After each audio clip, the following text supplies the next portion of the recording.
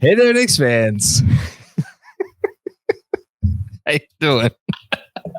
It starts earlier and earlier every time I pod with you. Just can't even get the words out. What was I saying? Oh, yeah, it's your boy Jonathan Macri with you for another episode of the Knicks Film School Podcast. Joining me today is someone that I have not talked to since the Knicks season ended. It feels like it's been a month since the season ended. Has not been a month. It's been 10 days, I think. Something along those lines. Benjy Ritholtz. Hello, sir. How are you? I'm good. You made that sound like you haven't spoken to me like at all. Like we just cut ties in the offseason. Knicks basketball is the only thing that brings us together. And once that ends, that's it. No use for you. I hear. No, we talk. I'm thankful that we get a chance to talk and bullshit every day. But we have not talked in front of a camera that is recording the things that we are saying. So it's good. It's good to do this. So a little behind the scenes, this is gonna be a slightly shorter episode than we usually do because I don't know how to work a computer, and we'll just leave it at that. But we were just talking, kind of off mic about. We haven't really talked about, the Knicks losing to Miami. And then Andrew chimed in and he's like, well, does anything else really need to be said about that? So I don't know how much we'll talk about that today, but it may come up in the context of our conversation about just the playoffs and like what we have learned and what we are learning and whether there is anything to be learned other than be good at basketball and be a good basketball team. And if you do those things, good things will happen. Before we get to any of that, Carmelo Anthony announced his retirement. I don't know that I've ever had a conversation with you about Melo, which maybe speaks to how important Melo is or is not to me. But I am curious how important he is or is not to you. So I'm just going to throw it to you. What are your thoughts on Melo announcing his retirement? I think he's important to any Knicks fan. Certainly the younger ones, I guess, I don't know, I'm younger one anymore, but like since they were good, like at 99, I was 7 years old. I barely even remember it. So for me, it's other than the current iteration of the team, it's the only success, somewhat sustained success that I experienced. So I think despite maybe an underwhelming amount of team success for a superstar like him through those 2.5, 3 years or whatever it was. And then obviously the end of it was pretty awful. I think it has an outsized level of importance to Knicks fans of my age and younger, because that was the only fun times we had through 20 plus years of fandom. So yeah, he's very important. That era was very important to kind of fostering my love of the team and love of the sport. So it was, I think when he announced his retirement, I think it kind of stirred up some nostalgia and some, just thinking back, and he did mean a lot. I think, we can talk about kind of who he was as a player and some of his shortcomings. He had certainly more positive attributes than negative ones. And, it was a fun few years of Knicks basketball when it was going.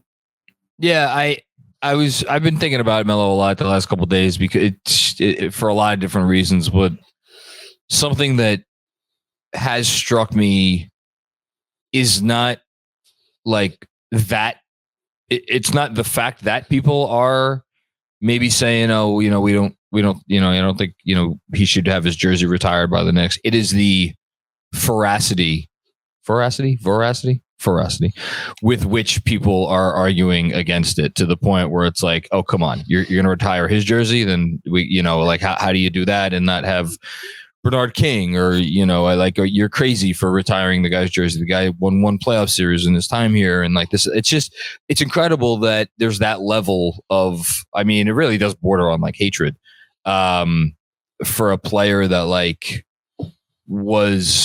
he was unequivocally a great player. and you just like look at, and I get it. I looked up the advanced stats today because I think that has a lot to do with it, because he came about in like right at the beginning of the era where people were really starting to pay attention to this shit. And it's like during the years that he played, the only player who scored more points was LeBron James. And yet if you do the same sorting for like VORP or, efficiency or like, win shares, like he gets further and further down the list. And that's all has to do with it. Even so though, man, it's like, it's crazy. This guy, I mean, the dude, he produced, I mean, God, did he produce? And I really do feel like he has one of the more complex legacies of any athlete that I can remember watching, certainly in New York, but maybe, anywhere. Yeah, what you just said kind of really struck a chord. He did come about in an era, the kind of the transition. Yeah. On the court too. Forget about how we look at how we analyze the sport, on the court too. Yeah, and just the way we kind of look at it, and I actually, for me, that brings about a certain degree of fondness, because the game has improved in a lot of ways, and it's great in a lot of ways. I think one thing that I lament, due to the rise of analytics and the focus on it, both from the fan and the team perspective, is what kind of is like the hardenification of the game, which is when you truly only go for efficiency. Yeah. Almost like in the baseball, almost like a 3 true outcome, where it's 3 layup or foul shot. And you take it to the extreme, so you get what I consider kind of the ugly, worst version of NBA basketball, which was like kind of peak Harden Rockets, even to some extent. I think he's funner to watch because he does certain things in a different way, but I think Luka kind of borders on this sometimes, where it's like it's 3 layup foul, and whereas it used to be, and this is where I get to Melo, it was about craft. And one thing about Carmelo Anthony was like, he was a craftsman. He was an expert at the very little things that made him so special. Obviously, physically gifted, huge, just a tremendously large, strong person, wide shoulders, a really quick jumper, not a high jumper, but an extraordinarily fast jumper. Got up off the floor so quickly, which allowed him to get so many offensive rebounds. And there were obvious physical gifts, obviously just a hand-eye coordination to shoot the way that he shot. But Melo perfected the footwork and the pivots and the pump fakes that made his mid-range game so devastating, one of the best we've ever seen. And yes, we've moved away from him, which is why one of the reasons I think his legacy is so complex is because we've moved away from that style of basketball, but not always in good ways. Yeah. Not always in good ways. And, there's like accounts like, Ball Don't Stop is like the most extreme version, who like he mostly just like has these ridiculous pontifications and rants that don't actually have any basis in any kind of nuanced thinking. But he does have a point at times where, because of the numbers focus and because of the efficiency focus, we have lost a bit of the craft. The craft now is more, how do I create threes or get to the free throw line? Because that's efficient. But is that what I want to watch? Right. And that's what Melo, to me, like a total master of his craft. I loved watching him to learn from him. Like this was when I was playing competitive ball. Like I would go to the gym and work on some of those pivot moves and work on some of that footwork and work on that pump fake like that. Like he taught me a lot because of how tremendously in tune he was with the kind of the fundamentals of scoring. And that's something that I think gets maybe overlooked a bit and that I appreciated about him. It's funny though, because I'm hearing you talk about this and you're talking about the craft and you're talking about the footwork and you're talking about all of that stuff. And guess what's coming to my mind is a guy who just scored 80 points in the last 2 games the Knicks played. It's Jalen Brunson. And I'm thinking, well, so what's the difference? Well, the difference is, one, Jalen Brunson does that at a level of efficiency. I mean, look, for what he did there weren't 10 guys in the sport that could have done what he did more efficiently than there may not have been 2 guys in the sport that did specifically what he did, the shots that he took. I'm talking about Melo more efficiently than he took, because he took the toughest shots. They were only that's what he did. Yeah. And yet Brunson has kind of done it in a way where you look at his, like we all do. You look at his effective field goal percentage at the end of the year, and it's like, my God, how is he doing this at this size? And he has those numbers.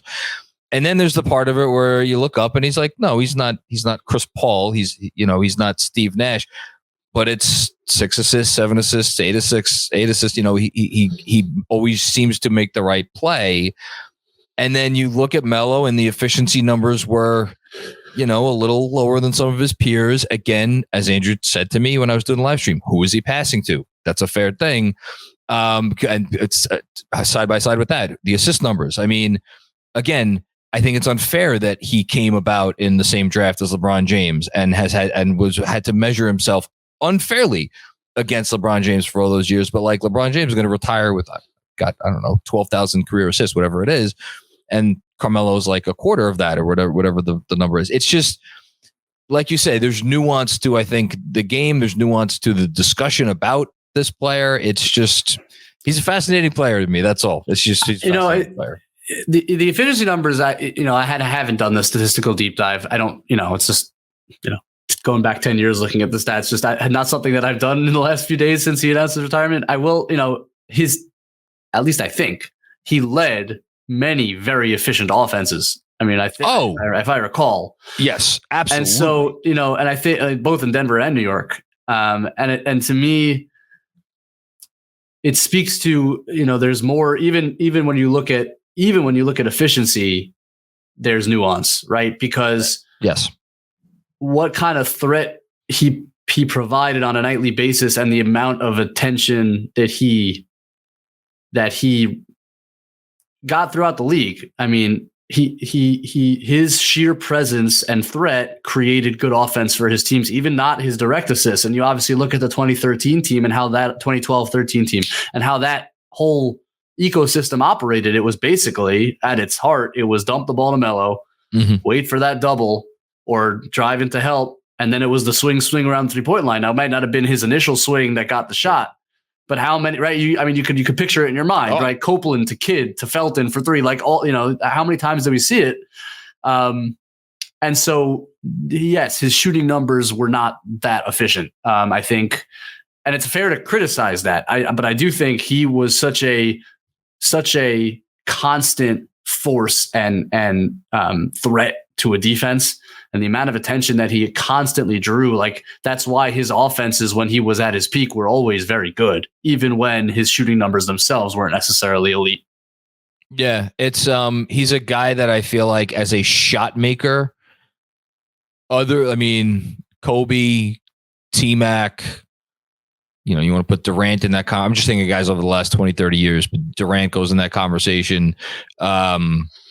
He's right there, yep. And but he is thought of, I think, historically more a level down from a lot of those guys, and I think that gets into like what you're talking about, like should he be really, and that gets into the sad truth of it, which is that he latched on with an organization that just didn't know what the fuck they were doing for much of the time he was here, and that's unfortunate. But latched on a half a season too early, right? Which is always the shame of it. But that reminds. So when Zach Lowe and Bobby Marks were just having a very brief conversation about him on the last pod, I thought the best point that anyone has made is like when this guy was a free agent, a couple of times that when he was available on the trade block and then he was a free agent, like everybody wanted the guy. Every smart team wanted the guy because they knew what you're talking about. It's like you put him on, like we'll figure it out. Just give us the guy and we'll figure out the rest later. Which is a good transition to what we're watching now. It's a different sport, but at the same time, not really, because like why are the teams that are doing well at their core? It's because they have. I mean, if we just want to talk about the two, we should say we're recording this. It's 8:07 p.m. I suppose the Boston Celtics could pull off the first 0-3 comeback in the history of. Don't let them get one. Don't let him get one, as they keep saying. Listen, I'm sure Miami wants to end it tonight. Oh yeah, especially with Denver wrapping it up. Yeah, I think so. Yeah, of course. Anyway, it's been two teams, Denver and Miami, on the backs of two guys who are playing the sport at the highest level that you could possibly play it, and I think it is kind of funny that they were the 30th and 40. What was Jokic? 41? Was he? I think whatever it was. I think he was 41, 42, something like that. Picks in the draft. What are your thoughts? What are your thoughts on the playoffs? Just I'm curious where your mind is at. Man, it's been a really unique and fascinating playoffs. It's not what we're used to. The Miami run it just makes you kind of reconsider whatever thoughts you had about what makes a championship caliber team. And I think that's healthy. I think, we often, when we talk about team building, we create these archetypes for championship teams and these categories of what it needs to look like and where you need to get to and how you need to play even. I don't think any of it's true. I think other than you need a lot of talent, you need a lot of teamwork and chemistry, and you need some baseline level of good coaching. Like, I don't think there are any rules because years are very different and weird, and the league changes, the rules change, the salary cap changes. It's very fluid and crazy things can happen, and you just need to do your best to build a team with the most possible talent on it, with the best possible coaches that fits together well. I don't think there are really any other rules beyond that. You don't need X amount of stars. You don't need to play 5 out.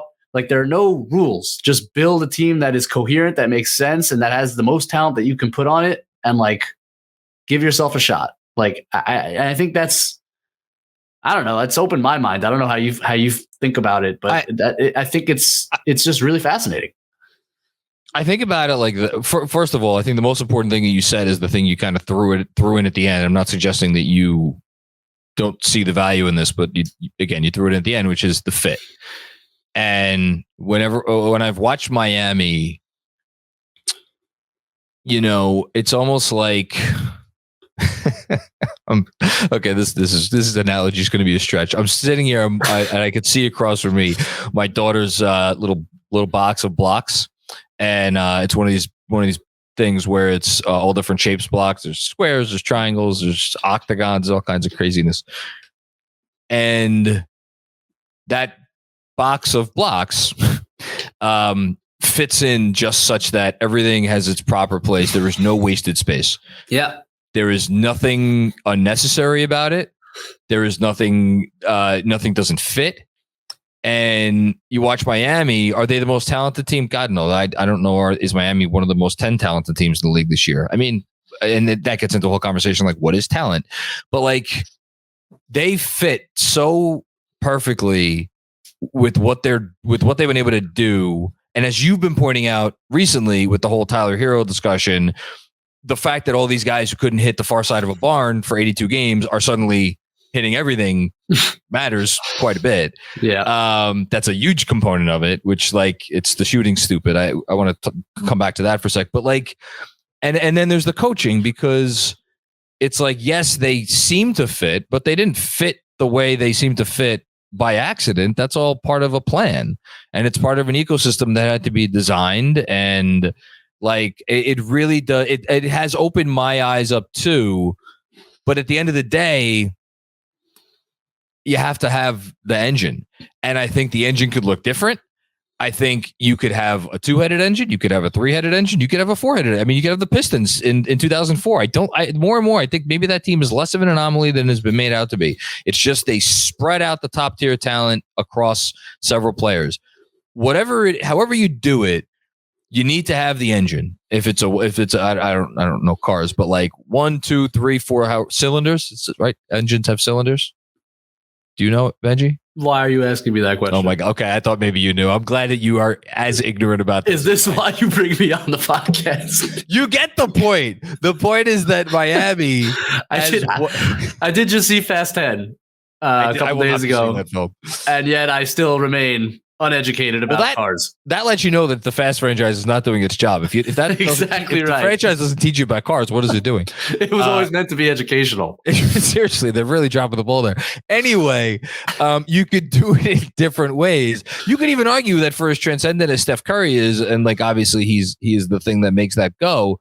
That was really more of a three-headed thing because like you needed the Clay part of it, you needed the Draymond part of it, and you do it in all these different ways.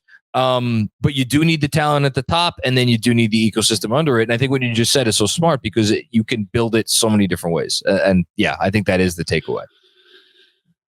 Yeah, I think it's so. I mean, Denver obviously did it in the more traditional sense, where they were the best team in the regular season. They were able to coast a bit down the stretch. They came out like gangbusters in the playoffs. They've been the best team in the playoffs, and like they have an all-timer. Yeah. Right. I mean, that's the more, and Jimmy is legendary but he's not this. I mean, Jokic is a different stratosphere of, we're talking about, if he keeps it up a few more years, an absolute all timer, pushing top 20 kind of guy. I mean, you want to talk about advanced stats? The pace that he is on at this age. I mean, and look, advanced stats love Jokic, but then if you like peel back the curtain a little bit, like, okay, well, why do they love Jokic? Or is it just, do we need new advanced stats? Or maybe the advanced stats do know something. And this guy is in that, like, as you said, like top 15, 20 stratosphere of all time. And the other beauty of Denver, though, is around him, and he's an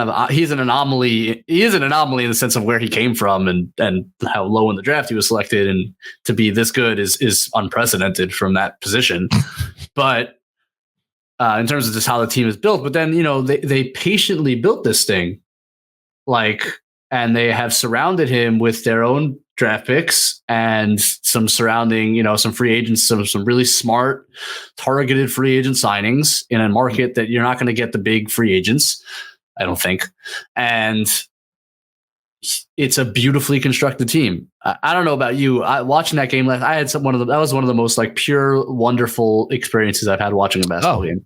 With LeBron James, putting up a 40 piece at 38 years old and trying to give it one last shot. And you're watching on the other side, just this team that plays beautiful ball with a player who is transcendent and makes others transcendent around him. It was just like it was a joy to watch that game. And it's just like, I hope Miami closes it out and we get this Denver Miami finals, because I think it's an awesome contrast and two teams that play really wonderful basketball. But on the Denver side, it's an exercise in some patience also, and letting someone build it. It also makes me think from our own team's perspective, what that means and what you allow to happen organically, and when is the time to change, if there is a time to change from, that all. We're not going to have time to get into that tonight. I'm sure we will at some point, but it's all an interesting study in what having a little bit of patience with the people that you trusted with the franchise can do.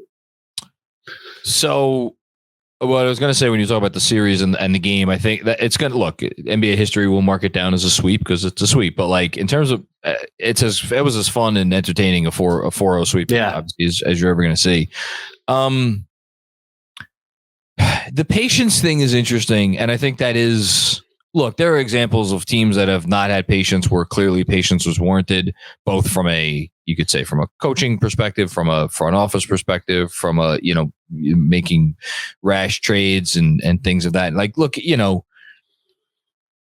original LeBron teams in Cleveland. I mean, you want to talk about an organization that like screwed it up from the moment they drafted him really up until the moment that he departed from Miami, they screwed it up 10 ways from Sunday, in how they tried to build it. And then there are other examples of that. And then you look at an organization like, the Spurs, had a chance to get rid of Tony Parker. I forget what year that was, but maybe they had won.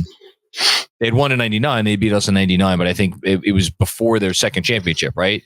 Because it was Jason Kidd was still in his prime, and there was all that, the flirtation with Jason Kidd. eventually Tony Parker becomes an NBA Finals MVP. Is that what people, foresaw for him early on? No, many people probably didn't see that. And then I personally, I think he deserved the look as one of the 75 greatest players ever, but I digress. I think it is easier to have patience when you have the guy. And I think the Knicks right now, look, he may not be Nikola Jokic. He may not be even Jimmy Butler. Jimmy Butler is just insane.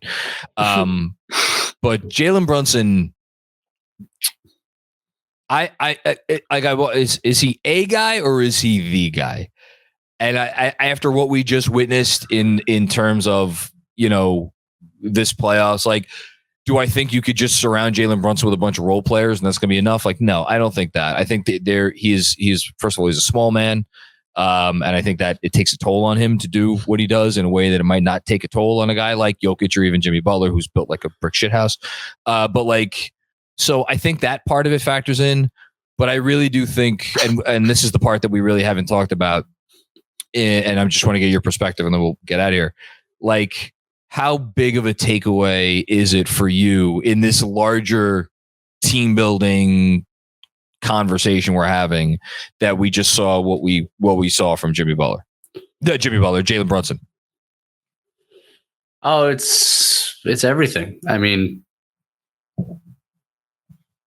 I didn't have any doubt whatsoever that he was going to be a star of the playoffs because I've seen it, and there was nothing that he did in the regular season. It's not like, right? It's not like James Harden where you're so reliant on step backs and getting to the free throw line and some antics that like it may not translate, right? Jalen Brunson plays heavy isolation basketball all the time. Like, he plays a playoff style in the regular season and he is extremely good at it. So I had zero doubts. He may have even exceeded my expectations with what he did in that series with very little support. But I will say, him having no support is not divorced from his limitations. That's like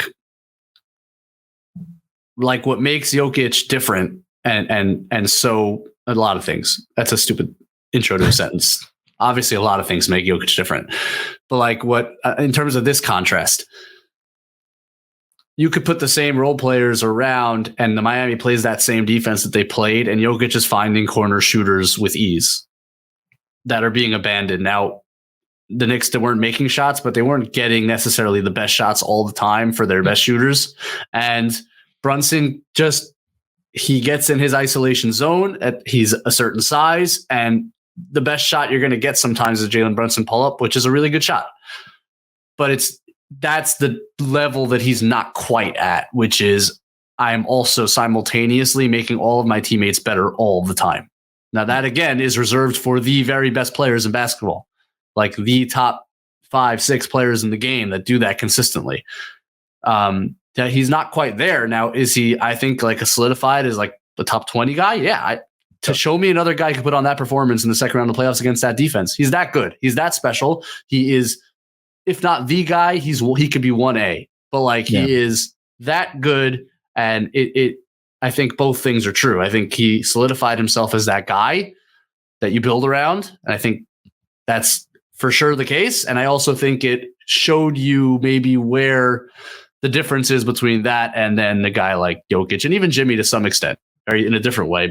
But Jimmy, I think, is able to create for others in a way that Brunson can't quite do. And I do think that there was something just from a, like, I don't want to, I'll do it. The hashtag heat culture standpoint. The fact that Jimmy Butler also is like just such a badass on the other end of the floor too. I do think that kind of like infects the water there, and it has a very positive effect on everything else that they do. So yeah, I mean, I think you just said it in like, we're talking about there's different ways to skin a cat here. Really, the challenge for this front office, and I don't know if they're going to be able to, in fact, almost certainly will not be able to check all of these boxes this summer, is like find the co-star that can amplify Brunson as opposed to, not, and I think that's maybe not that that's gonna be hard, but it's like you don't always get to pick and choose your star. And then once you have that, I think once you have that, I think filling out the rest is probably going to be a little easier. But yeah, I do think that next step, it's the hard step. And, and then that you'd said patience. That's where the patience comes in, because there's going to be a star and probably multiple stars that will come on the market this summer. Will it be the right star? To put this guy next to this guy, and we'll see. Yeah. And look, it's also the patience of internal development, and like that's a balance, and the Knicks have to figure it out. It's not an easy decision to make if and when that trade or a trade or whatever comes onto their plates, if it's what they want to do. But you look again at the Denver model and you look at the Miami model, both teams, right? They have developed as well as anyone internally. You look at Porter, you look at Murray, and Murray's a great success obviously story. Jokic, and the Knicks have plenty of young talent. Now, maybe not the blue chippers or as high draft picks as those Denver guys, but the Miami guys are freaking undrafted, half of them.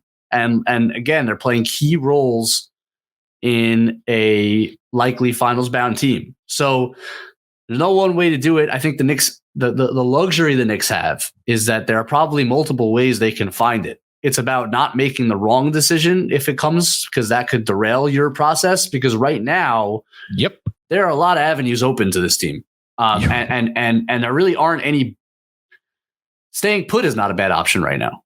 Like, you have a very good basketball team that you can develop and get better, and hopefully, and we'll talk about all of this at another time, but hopefully diversify a bit and be able to play in a couple different ways so that come playoff time, you have some options when things aren't going on the offensive end. And then if guys get better and can kind of support an offense more successfully, and we're talking about our young guys, like, they could have won that series. Hell, it was a close series. Sure. And then who the hell knows? Yeah. So like, it's not, they weren't far off this year. No, I mean, no, you look back, they weren't that far off. So I'm happy you said that. Yeah. You don't do anything rash where you derail everything that's open to you as a franchise, because right now you're in a really good spot. You have a superstar under contract, way under market.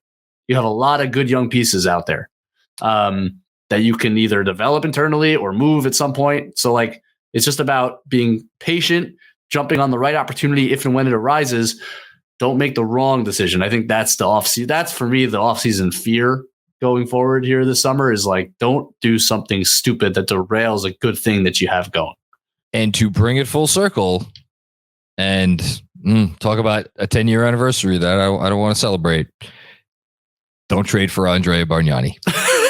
Please don't. I don't know where Andrea Bargnani is, but is that my next Twitter thread? Is the Andrea Bargnani debut breakdown? Goodness, that was not fun. All right, you got to get out of here to play some actual basketball. Benjy Ritholtz, you're the man. Anything before you go? No. Just to shout out something I'm hoping to do once the finals hit is I'm hoping to like put out. I haven't decided exactly what it's going to look like yet, but put out kind of a. What can we learn as from these teams as the Knicks? Like, what can we take from it? So I'm going to be putting out threads, hopefully after each game. We'll see. I don't know exactly how yet. I'm still thinking about kind of and brainstorming it, but keep an eye out for those, because I hope they'll be kind of educational and fun and interesting and a different way to watch the finals that can relate to this team. So keep an eye out for that. Excited. Yeah, everybody should be excited for that. I'm excited for it, and hope you were excited to listen to and enjoy another episode of the Knicks Film School Podcast. We will be back with you with more fun and games very soon. Stay tuned. I think we got a live stream thing possibly with me coming tonight. So yeah, check your Twitter feed for more information on that. Until then, we will talk to you soon. Peace out. Stay mellow.